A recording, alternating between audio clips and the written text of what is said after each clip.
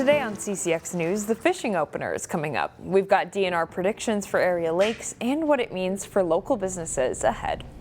About 500,000 Minnesotans will hit the water this weekend for the fishing opener. As Kevin Miller reports, it's as important to businesses as it is to anglers.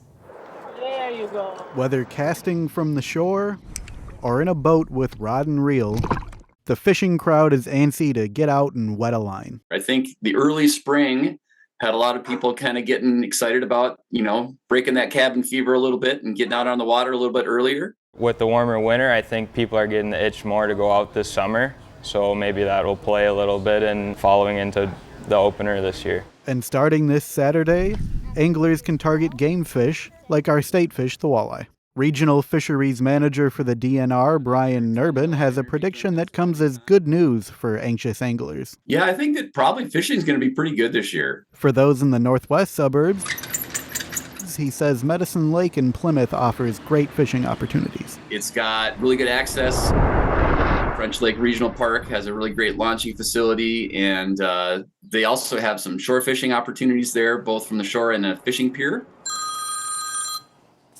Cheers. But for businesses, opener means more than just shoreline relaxation. The economics of fishing are really important in Minnesota. It's literally a $4 to $5 billion annual industry. It has a bigger economic impact for the state of Minnesota than the Mayo Clinic does. That bump in business is important for JR's tackle in Brooklyn Park. It's starting to pick up coming with that fishing opener. It plays a big role on how the summer is going to go. We can kind of play that off how opener went. The DNR says fishing license sales are up this spring. While that doesn't guarantee income for a bait shop, they're hopeful it's a good sign. New people are coming in, getting worms, getting bait, all that stuff. But hopes would be that it stays steady throughout the whole summer. Kevin Miller, CCX News.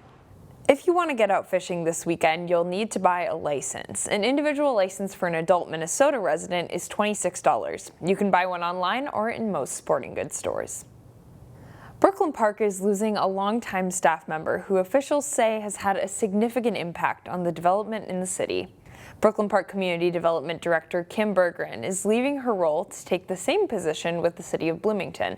Berggren has been in that role for the past decade, helping to shape the city's significant growth, particularly along the city's Highway 610 MedTech corridor. Berggren will start her new job in June. Brooklyn Park is expected to launch a search for her replacement soon.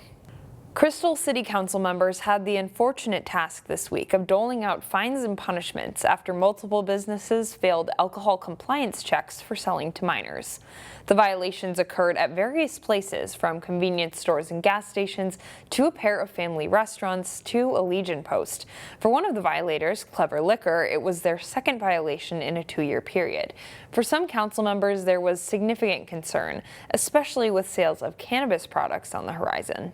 You kind of want to feel sorry for the business owners when really, truly, what we need to feel sorry for is the youth in our society who are finding easy ways to get access. Because once they find out that a business owner is selling to underage people, they flock there like there's no tomorrow. An underage license is different than a legal customer. For someone underage, the license is vertical and says under 21 on it. A short stretch of Duluth Street in Golden Valley is closing this weekend for a bridge removal. In mid-April, a crane truck struck the pedestrian bridge near Shade Park. County engineers decided the bridge can't be repaired and must be removed. A county engineer says while the impact looks like a dent, the hit also dented both beams. Right now, the bridge is blocked off to pedestrian traffic. Then we go into evaluation mode, and so we took a look at the bridge. And one of the conclusions we came to is, unfortunately, the bridge is economically past the point of repair. The stretch between Regent and Toledo Avenues North will be closed for that removal. That starts at 6 in the evening on Friday. The road will reopen at 9 in the evening on Sunday. During that time, traffic will be detoured to Highway 100, Highway 55, and Penn Avenue. As for the bridge, it isn't decided if it will be rebuilt. Local student actors are getting ready for opening night. It's for a new play that may have us asking deep questions about ourselves. Why, Diana Barry, do come here. Oh, let me take that. How has your mother been? That's two of the actors in Anne of Green Gables, the latest production by SOAR Regional Arts, which opens Thursday night. Anne of Green Gables is a light-hearted play, but there are some deeper messages in there about found family and finding a place where you belong, where you might not seem to fit in at face value. This version is an adaptation of the book. For those unfamiliar with the story, it's about an 11-year-old orphan girl, Anne, who's trying to find her way in life. While she finds her way, she helps others do the same. Imagination and creativity are Anne's bywords. And I hope that people would come out with a sense of, oh, so it's not only about her fitting in. It's about other people changing to see her as the outsider, as a valuable participant or individual within their own community. My favorite part about playing her is that she is unapologetically herself, and I think that's just a beautiful gift to have. Performances run Thursday through Sunday. We'll have more details at ccxmedia.org. Finally, this segment, a way to add color to your landscape and support the work of local students. Hennepin Technical College's plant sale runs through Thursday. You'll find 300 varieties of plants, everything from annuals and perennials to vegetables for your garden. Myself and my fellow students have worked very hard since February to grow most of this from either propagation or from seed. We started sowing in February. Every plant you see here has been from a seed. So we've worked really hard at keeping them alive and making them beautiful. Proceeds from the sale benefit Hennepin Tech's horticulture program.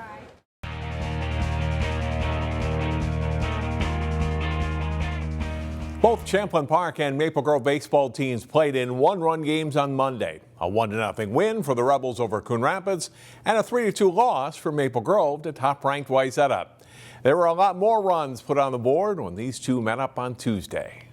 The Rebels coming into this game with a 7-3 record, the Crimson 5-6. Bottom of the first inning, already leading 1-0, Kellen Riskadal drives his Preston Tilkey pitch deep to left and over the fence for a 3-run homer. Riskadal's first home run of the season, and it's 4-0 Crimson.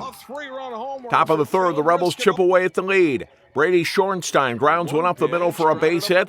Chase Oxborough scores, and it's 4-2. Next batter is Max Yanush, who grounds to deep short. The Crimson take the out at first base, but Nick Carlson scores on the play. It's a 4-3 game.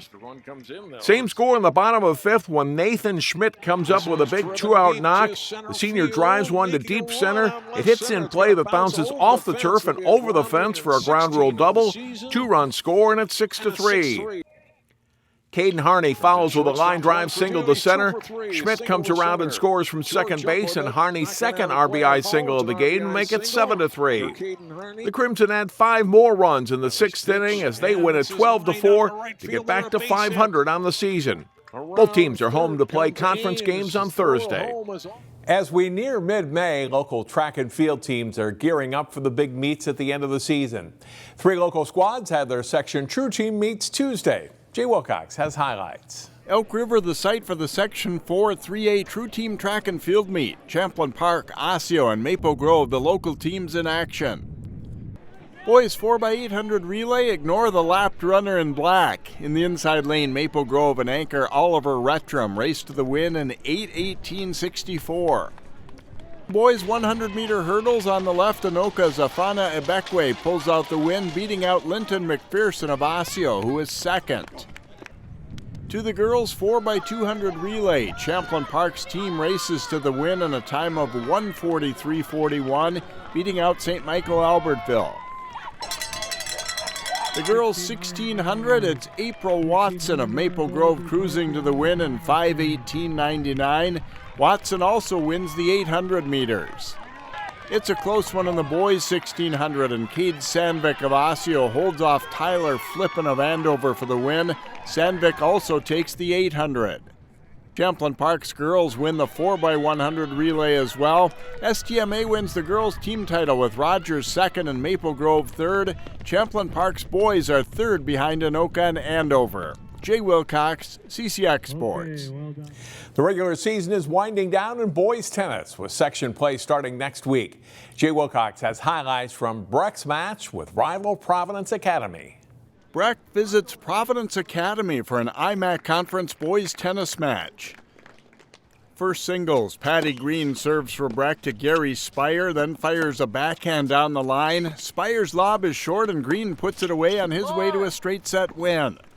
Second singles, and Sachin Block is in the near court for Providence. He delivers a drop shot, then whips a backhand passing shot by Enzo Petto, but Petto rallies to win in a tiebreaker. To number 3 singles, Breck's Rocco Zoya serves, then fires a forehand winner down the line as he rolls past Connor Neeson. First doubles, Enrico Petto serves for Breck and his partner Ben O'Brien with a nice backhand touch volley to earn the point. Petto serving again, and this time Louis Wayman rifles a sharp-angled backhand return winner. Wayman and Alex Simons, though, lose a close match to the Breck duo. Breck's Henry Parkhurst and Jack Pleasance win the second doubles match as the Mustangs beat Providence 7-0. Section play starts next week. Jay Wilcox, CCX Sports. Find more prep sports games and highlights at ccxmedia.org and follow us on social media.